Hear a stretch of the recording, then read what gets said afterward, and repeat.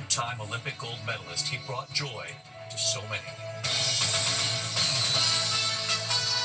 From ABC News World Headquarters in New York, this is World News Tonight with David Muir.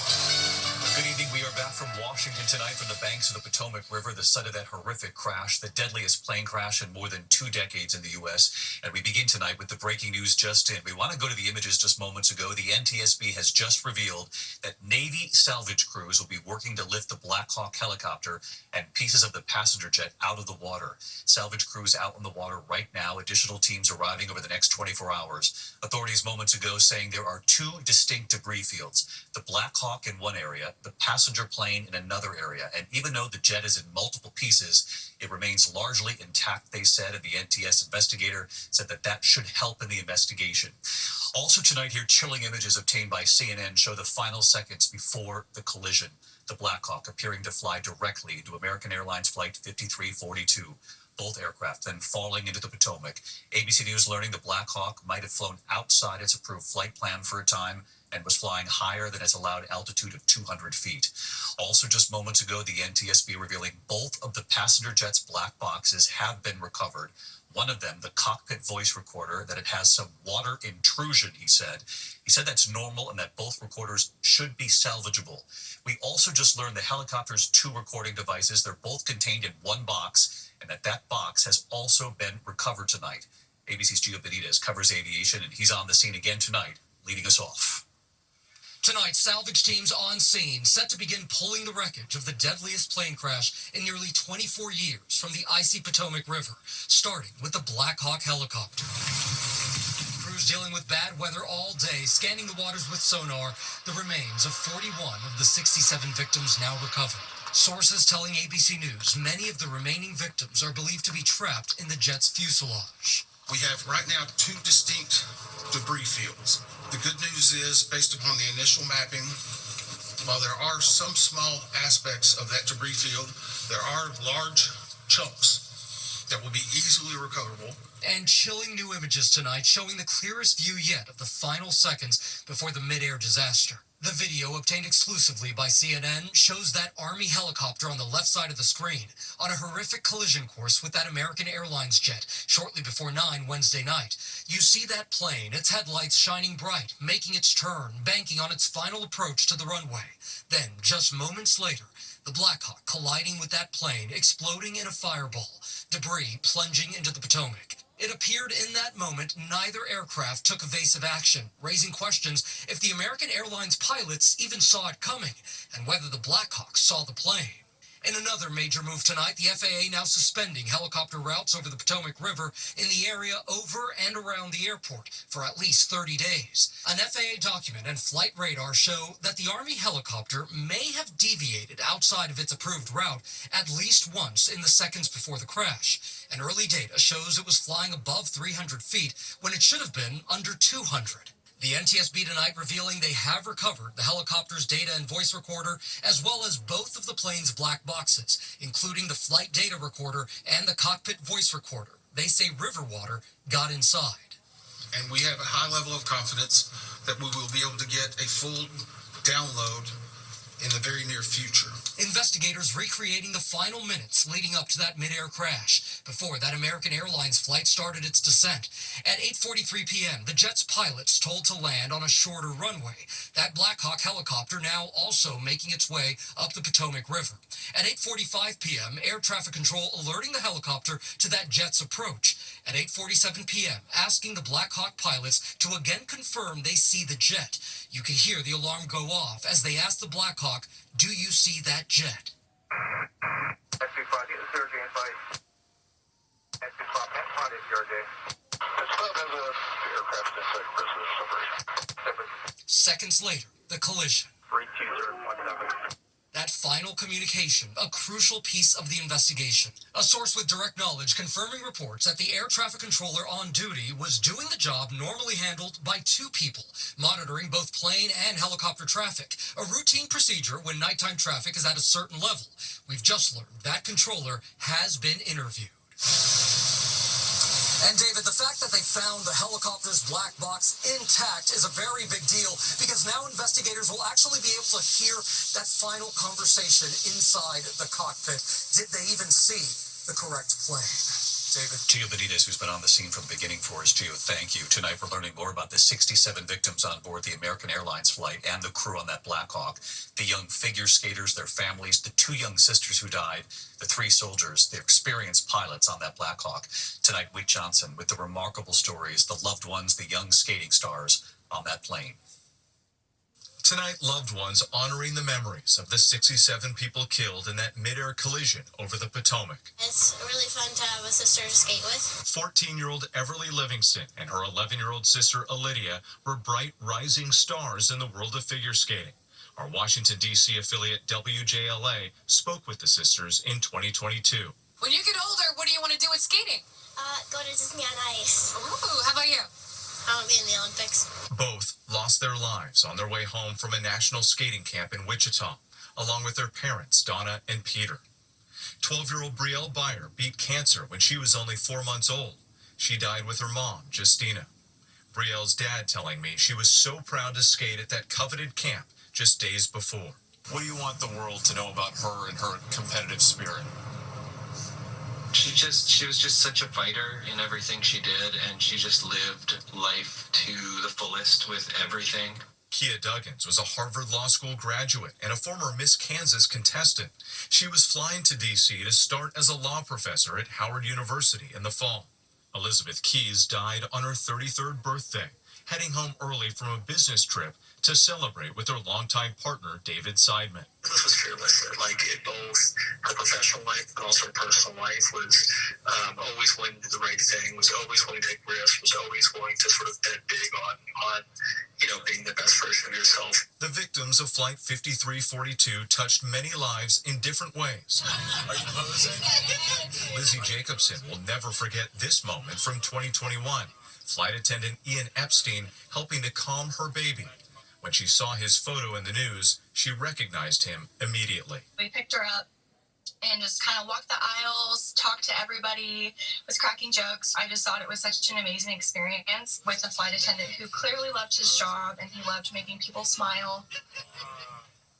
And David, the Army has now identified 2 of the 3 soldiers who were on that Black Hawk helicopter. 28-year-old Staff Sergeant Ryan O'Hara from Georgia spent more than 10 years in the armed forces and served in Afghanistan. And 39-year-old Chief Warrant Officer and pilot Andrew Eves from Maryland had nearly 2 decades of decorated military service in both the Army and Navy. The name of the female pilot has not been released at the request of the family. And David, we're also learning that American Airlines will no longer be using that flight number 5342. David. Wick Johnson on the banks of the Potomac River there for us again tonight. We'll be watching you this weekend. Thank you. There was a lot of other news this Friday night. President Trump late today discussing the tariffs he will now impose, set to impose 25% tariffs tomorrow on Canada and Mexico, a 10% tariff on China.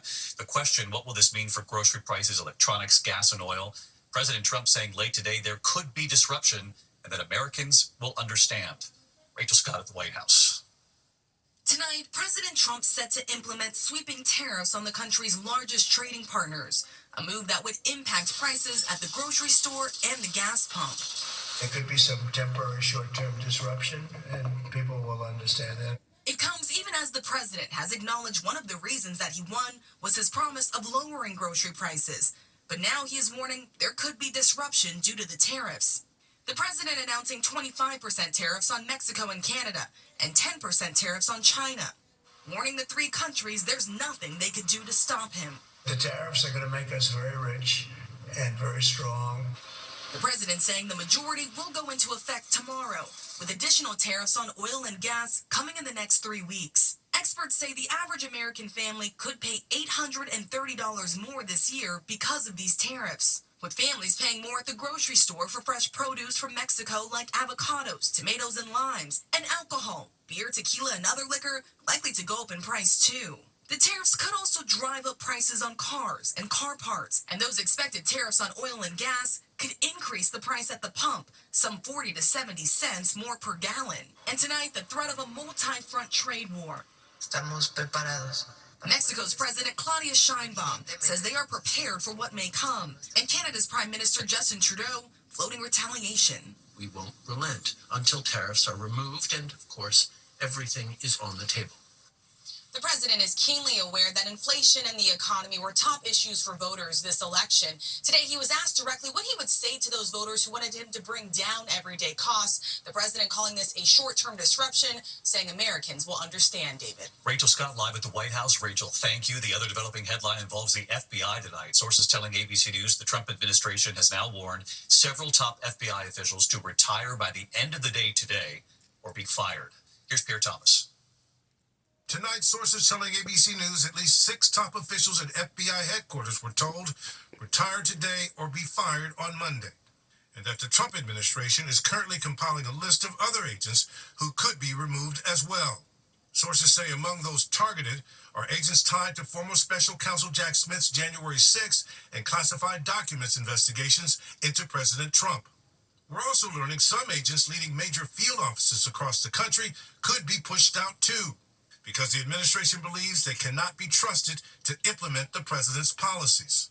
Tonight, the FBI Agents Association calling the news outrageous, saying dismissing potentially hundreds of agents would severely weaken the Bureau's ability to protect the country from national security and criminal threats, and will ultimately risk setting up the Bureau and its new leadership for failure.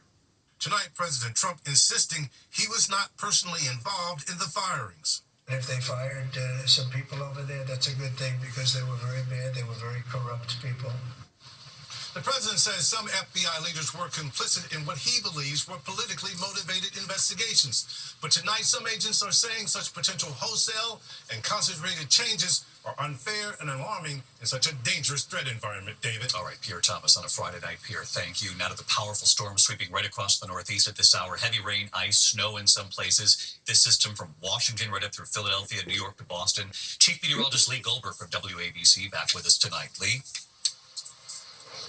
David, a rainy night here in New York. Same system that's bringing additional rain to D.C. tonight. We also had flood warnings over West Virginia. Those will expire after 2 inches of rain. There's more heavy rain from Georgia all the way to Virginia. There's also a wintry side to this tonight over upstate New York and northern New England. That mix line could get to Boston before it ends after midnight. By tomorrow morning, that storm is offshore. Maybe just some snow left over for down east Maine. Gusty winds will follow. Out west, it's an atmospheric river event. It's flooding rain and mountain snows from northern California into the Pacific Northwest. There are flood watches out from San Francisco to Redding, maybe a half foot of rain, 1 to 3 feet of snow in the Sierras and the northern Rockies. Some of that moisture could get to Southern California by Tuesday or Wednesday. David? All right, Lee Goldberg back with us tonight. Lee, thank you for this week.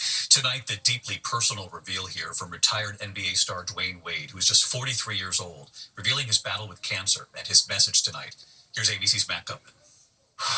Tonight, retired NBA star Dwayne Wade revealing that surprise cancer diagnosis. What I had on my kidney was a cyst, a tumor. The Hall of Famer sharing on his podcast that doctors removed nearly half of his right kidney in 2023 after discovering a tumor. I had a personal decision to make, and what it was if this is cancerous, if this tumor, this cyst is cancerous on your kidney, you're 41 years old, you probably need surgery because it's something that needs to be removed so it doesn't spread. Tests showing stage 1 kidney cancer. Black men are among the most diagnosed in the U.S. The father of 5, who's married to actress Gabrielle Union, saying he went to the doctor after having stomach issues, cramps, and trouble going to the bathroom. Now, 43 years old, he says he was inspired to get checked by his father, who battled prostate cancer. Thank God that I did do the surgery because the tumor was cancerous. And Wade made no mention of his future cancer prognosis. He did say he spoke out because he wanted to encourage men to prioritize their health, to go to the doctor, to get checked. David. Well, he is young and he's loved, and so we wish him well, of course, in this cancer battle. Matt Gutman tonight. Matt, thank you. When we come back here, there has been a small plane crash in Philadelphia. Reports of multiple homes, buildings on fire. Also reports of multiple casualties. We're going to have more in just a moment here. Later, remembering a famous singer and actress, Mick Jagger and Keith Richards, both remembering her. And we remember a 2-time Olympic gold medalist tonight who made history. And you'll remember he brought joy to so many. We have more now on that breaking news coming in of a small plane crash in northeast Philadelphia. Reports of multiple casualties. It happened near Cottman Avenue and Roosevelt Boulevard. The plane may have hit several buildings and cars in the area, multiple homes reportedly on fire, debris in the street. First responders are on the scene there in Philadelphia. Tonight, officials at the USDA have ordered the removal of climate change information from the department's public website. ABC News obtaining a memo outlining the order to be completed today. The USDA did not respond. The department's to us, actually, to our request. The website had include extensive resources on climate science and strategies for farmers. When we come back here tonight, we remember a famous singer and actress, Mick Jagger and Keith Richards, both honoring her tonight. To the index, the FDA raising a chocolate recall to the highest risk level. They say chocolate and yogurt-covered products from Cal Yi Farm may have undeclared ingredients, including nuts and milk. We have more on our website for you. Tonight, tributes for British singer Marianne Faithfull. Breakthrough hit As Tears Go By, written by Mick Jagger and Keith Richards, released in '64. Mick Jagger tonight calling her a wonderful friend, a beautiful singer. Keith Richards saying, "We will miss her." Marianne Faithfull was 78. Finally tonight here, remembering a skating legend. Dick Button was a legend on and off the ice skating rink. Button electrified the crowd with his phenomenal jumps. A pioneering skater and two-time Olympic gold medalist. He was the first skater ever to land a double axel. Button mastered the double axel, a feat never before accomplished. The first to land a triple loop. He introduced the triple loop and went on to decimate the rest of the field. Just 18 when he competed in the 1948 Olympics. If I could do it again, I'd certainly try my very hardest to win it all over again for the U.S. And he did, winning back-to-back gold medals in the 1952 Oslo Olympics. And winning 5 consecutive world championships. Smiling Dick Button is still king of the figure skaters. And for 5 decades after competing, Dick Button was known by millions as a beloved broadcaster. Oh, and look at that. This is magnificent. Alongside Jim McKay on ABC's Wide World of Sports. That requires the skaters to really bring out an enormous amount of creativity and imagination. Dick Button has died at the age of 95, a loss felt by the skating community during a week with so much pain already. Tonight here, Dick Button in his own words. One of the reasons for putting it on the line is that I firmly believe that you can never tread water. So I felt always that you had to move ahead. Incredible pictures celebrating Dick Button tonight. I know it's been a heavy week here, and I thank you for being here. I'll see you on Monday night. Good night.